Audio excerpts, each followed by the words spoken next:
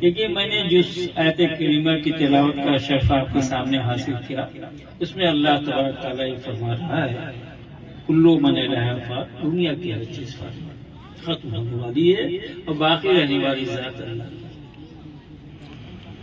ہمارا اور آپ کا مطالعہ بھی یہی ہے اور مشاہدہ بھی یہی ہے، یعنی جتنے لوگ بیٹھے ہوئے ہیں بچوں کو چھوڑ کے، انہوں نے دیکھا ہوگا کہ پورا گھر بھرا ہوا ہوتا، دادا تھے، دادی تھی، نانا تھے، نانی تھی، والدین تھے، آہستہ آہستہ گزر گئے،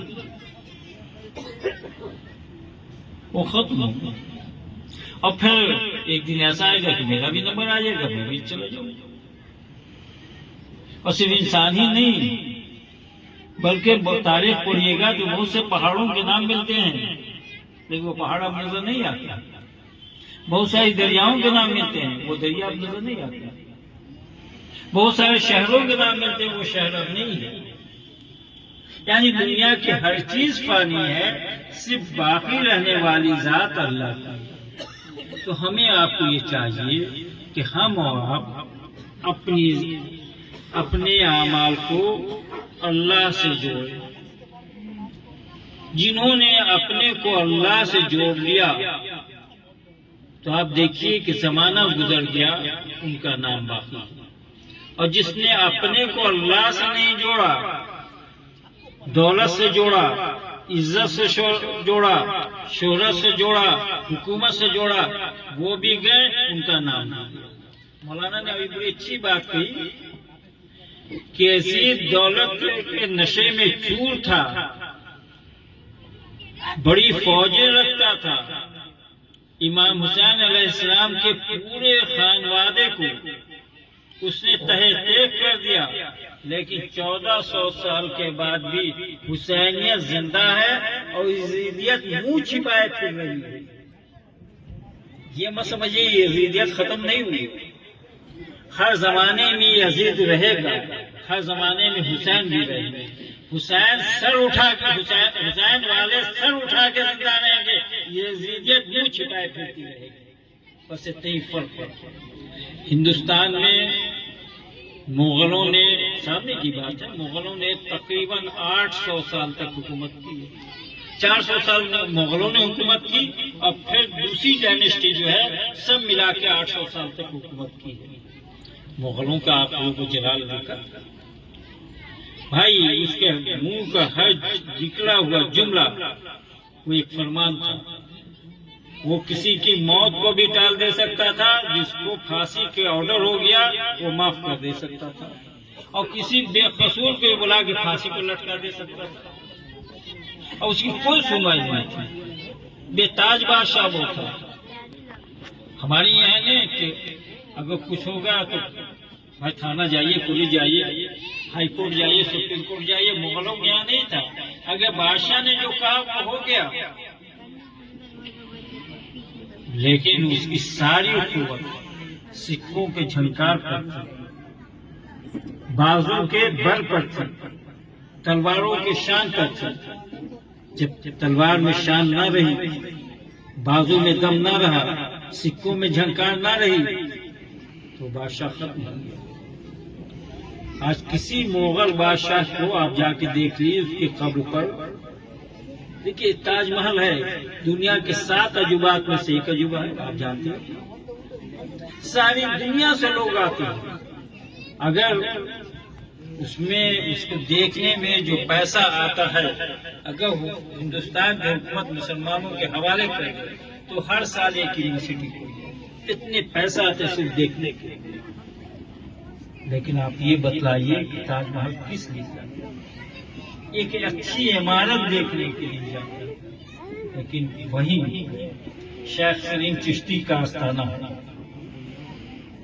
اب وہاں جو جاتا ہے وہ عقیدت و احترام سے جاتا ہے، وہ دل میں تمنا لے کے جاتا ہے، اپنی مراد کو پوری کروانے کے لیے جاتا ہے۔ پوچھا جائے کہ بھائی اتنی عظیم عمارت بنی ہوئی ہے، وہاں جا کے تم شاہجہاں سے کیوں نہیں کہتے ہو؟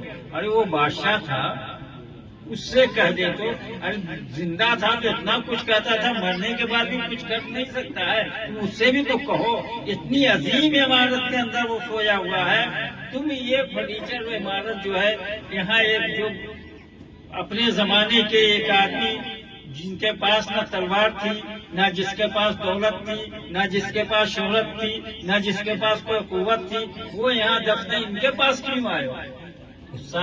سامنے وہ جواب دے گا، مولانا آپ یہ نہیں جانتے ہیں کہ یہ دنیا کا بادشاہ تھا، اس نے دولت سے اپنے کو جوڑا تھا، اور یہ دین کے بادشاہ انہوں نے اپنے کو اللہ سے جوڑ دیا تھا، اور جو اللہ سے جوڑتا ہے اس کا نام نہ کبھی ختم ہوتا ہے اور نہ اس کے اختیارات کبھی ختم ہوتے ہیں۔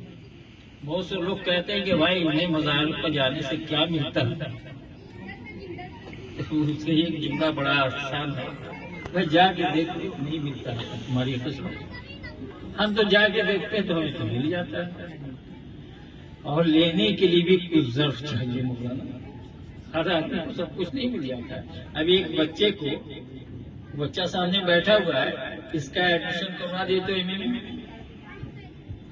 بہت پیروی ہوگا، ایڈمیشن ہو جائے گا، اور پیروی ہوگی تو ڈگری بھی مل جائے گی، لیکن اس سے اگر اس کے نصاب کے بارے میں پوچھے گا تو بھائی تم کس سے پڑھے ہوئے، اس یونیورسٹی کے تمام بڑے بڑے پروفیسر کا نام بتائے گا، بھائی تو اتنے بڑے پروفیسر سے پڑھے ہو تم، لیکن تم اپنا نصاب تک نہیں بتا رہے ہو، تو بچہ کہے گا بھائی ہمارے اندر وہ صلاحیت ہوتی تب نا ہم ان کی باتوں کو سمجھتے ہیں، تو لینے کے لیے ظرف چاہیے، اگر ظرف نہیں ہے تو نہیں۔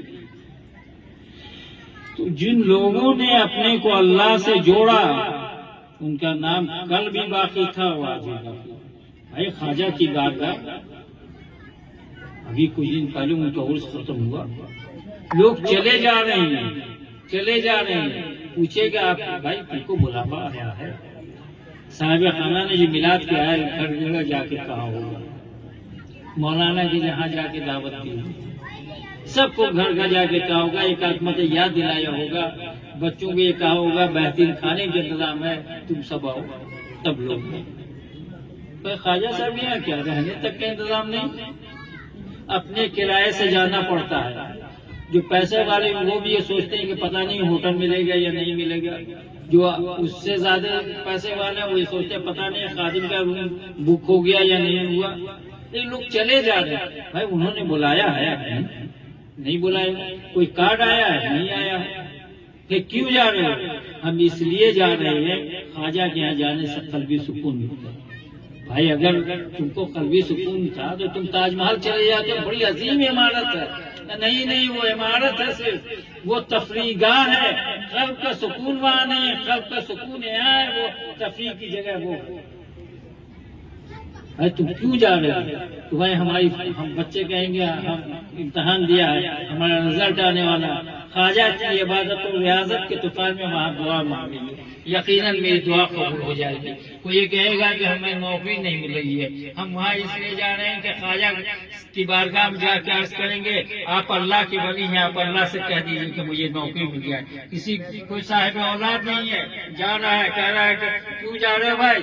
کہ ہم اس سے جا رہے ہیں کہ ہم ان کی بارگاہ میں جا کے عرض کریں گے یا خواجہ آپ اللہ سے بہت قریب ہیں، اللہ کی بڑی عبادت و ریاضت کی تھی، اس کے پیارے حبیب کی ایک ایک سنتوں پر عمل کیا تھا، آپ اللہ سے قریب تر ہیں، اللہ ہمارے دعا کر دیے کہ میری گود اولاد سے بھر جائے، یعنی ہر ضرورت مند جا رہا ہے اس لیے کہ وہ اللہ سے قریب ہے۔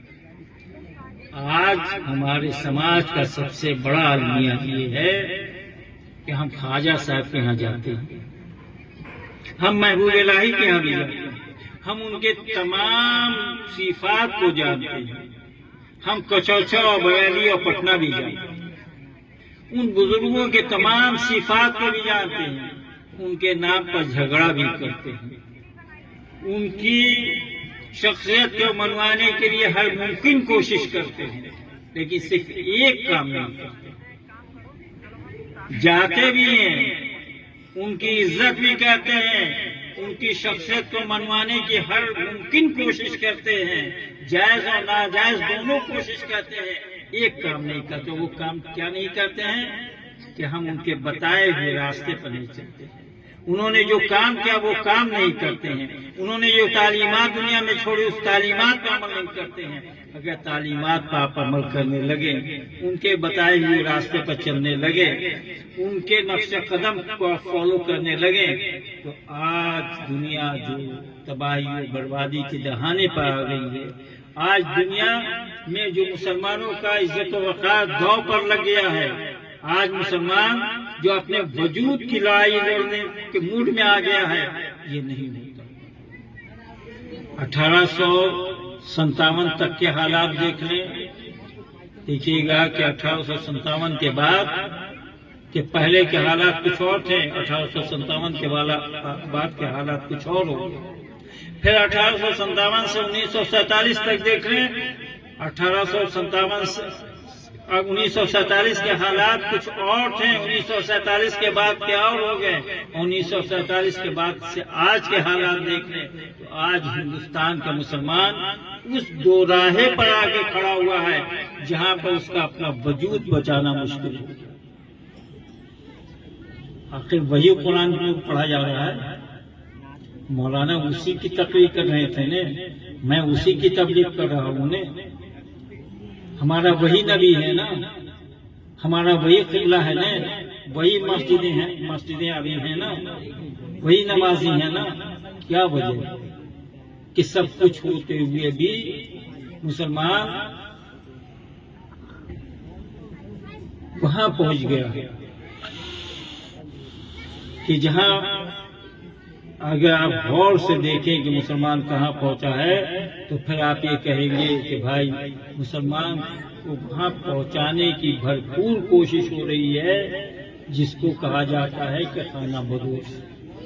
مسلمان کو پہنچانے کی وہاں کوشش ہو رہی ہے اور مسلمان آہستہ آہستہ وہاں سے قریب تر ہوتا جا رہا ہے.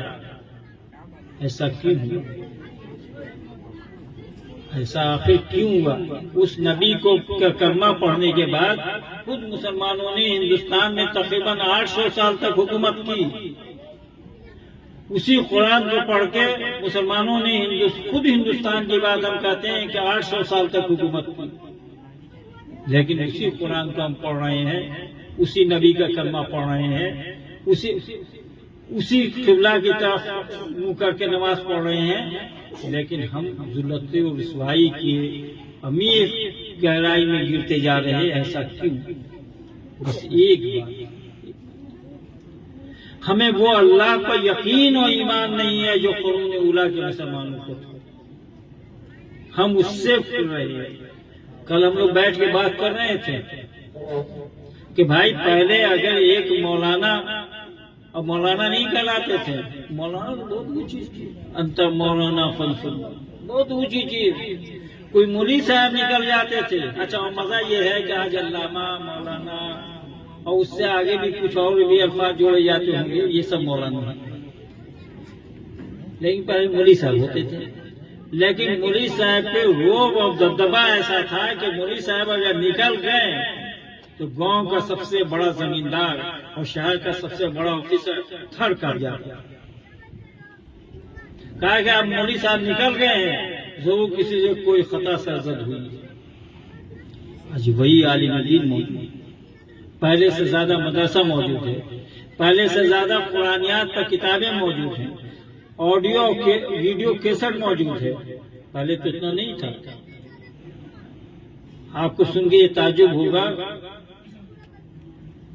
کہ 1910 کے لگ بھگ کا عالم یہ تھا کہ پٹنے میں ایک سب سے بڑا مدرسہ جو بہار کا سب سے بڑا مدرسہ ہے، مدرسہ اسلامیہ شمس الہدیٰ، اس کی بنیاد کیسے پڑی؟ اس کے جنہوں نے اس مدرسے کو کھولا وہ جج تھے. وہ ایک جگہ گئے ہوئے تھے، ادھر سے واپس آ رہے تھے تو انہوں نے دیہا قبرستان میں بہت سارے جھنڈے لگے ہوئے. تو پہلے تو یہ موٹر گاڑی بہت کم تھا، زیادہ تر یکا چلتا تھا، گھوڑا گاڑی. انہوں نے گھوڑا گاڑی سے پوچھا اس کو جو چلا رہا تھا کہ بھائی قبرستان میں وہ جھنڈا، تو کہا کہ بھائی یہ وہ مردے ہیں جن کے جنازے کی نماز نہیں ہوئی. پوچھا کیوں نہیں ہوئی؟ کیونکہ جب یہ شخص فوت ہوا تھا تو اس وقت کوئی عالم یہاں پر نہیں تھی، تو جھنڈا کیوں لگایا گیا ہے؟ تو جب ادھر سے سال میں ایک مرتبہ مولانا آئیں گے تو وہ سب کی نماز پڑھا۔ جج صاحب پر ایسا اثر ہوا کہ انہوں نے کالج نہیں کھولا، انہوں نے ہاسپٹل نہیں کھولا، مین اشوک راج پتھ پر جو قلب شہر ہے اسے مدرسہ شمس الہدیٰ تھا۔ یعنی اس سے بتانا یہ مقصد ہے کہ عالم دین بہت کم تھے۔ کتابوں کا عالم میرے بچپن تک یہ تھا کہ ہم لوگ بہت ساری کتابوں کو پڑھنے کی ترستے تھے، لائبریری سے جا کے نکالتے تھے تو وہ صرف 14 دن کے لیے کتاب ملتی تھی، اور 14 دن کے بعد نہیں جمع کیجیے تو فائن لگ جاتا تھا، اور اس کے اوپر کی کتابوں کو ہم لوگ چاہتے تھے تو ہم لوگ کو ایشو نہیں ہوتی تھی۔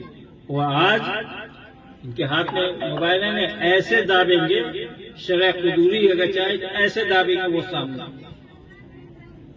در مختار چاہیں گے تو ایسے، تاریخ طبری چاہیں گے یوں دابیں گے سامنے، ابن خلدون چاہیں گے تو سامنے، قرآن کی کوئی تفسیر چاہیں گے تو سامنے۔ اب یہ زمانہ آ گیا، لیکن وہ زمانہ تھا جب عالم دین کم تھے، مسجدیں کم تھی، کتابیں کم تھی، تو لوگوں کے اندر ایمان بڑا پختہ تھا۔ اب عمارتیں پختہ بن رہی ہیں، ایمان کمزور ہوتا جا رہا ہے۔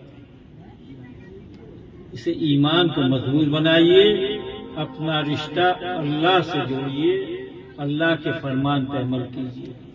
نہیں کیجیے گا جس طرح دولت کے پیچھے دنیا بھاگ رہی ہے، چاہے وہ ہندوستان کا مسلمان ہو چاہے سعودی عرب کا مسلمان ہو، جس طرح بھاگ رہی ہے تو آج کیا عالم ہے؟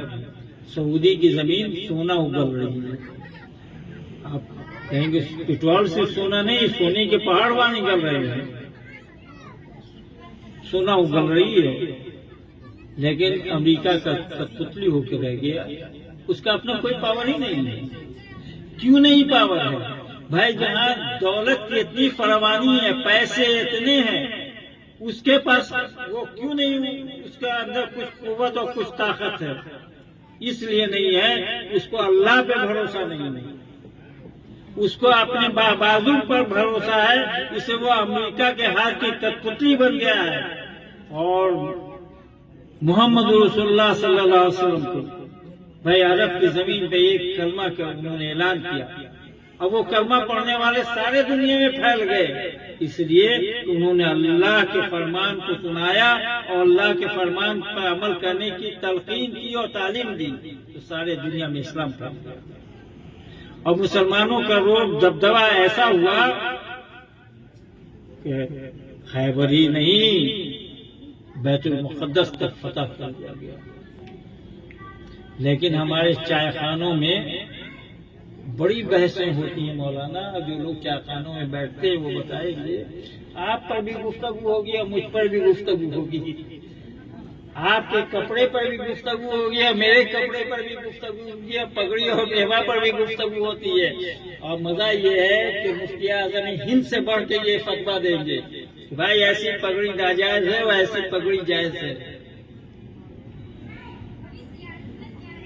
حقیقت یہ ہے، ہم تو بہت بتائیے کیا ہے، اب تو آپ کو موبائل کا زمانہ، لوگ آپ کو بتاتے ہیں کہ بھائی چائے خانے میں بہت بحثیں ہوتی ہیں مسائل پر، ہم کہتے ہیں مجھے تو سنا دو، وہ لوگ ریکارڈ کر کے لاتے ہیں۔ تو مجھے یہ لگتا ہے کہ جتنے دارالفتہ ہیں سب کو بند کر دیا جائے، اور جتنے چائے خانے ہیں، قہوہ خانے ہیں، اسی کو دارالفتہ بنا دیا جائے۔ بڑی بحثیں ہوتی ہیں، لیکن آپ کی جان لیجئے جب فقہی مسائل پر زیادہ بحث ہوئی ہے وہ قوم زوال پذیر ہو گئی۔ مولانا بھی ہو سکتا ہے چونکیں گے کہ بھائی فقہی مسائل پر بات ہوتی ہے تو وہ قوم زوال پذیر ہو جاتی ہے۔ یہ ایک مثال آپ کو دیتے ہیں، عوام میں جب فقہی مسائل پر بحثیں شروع ہوئی وہ قوم زوال پذیر۔ بھائی بیت المقدس یہودیوں کے قبضے میں تھا نا، اور جب اسلامک فوجیں پہنچی ہیں وہاں تو بڑے آسانی سے فتح ہو گیا۔ اس کے اندر 300 راہب بیٹھے ہوئے تھے،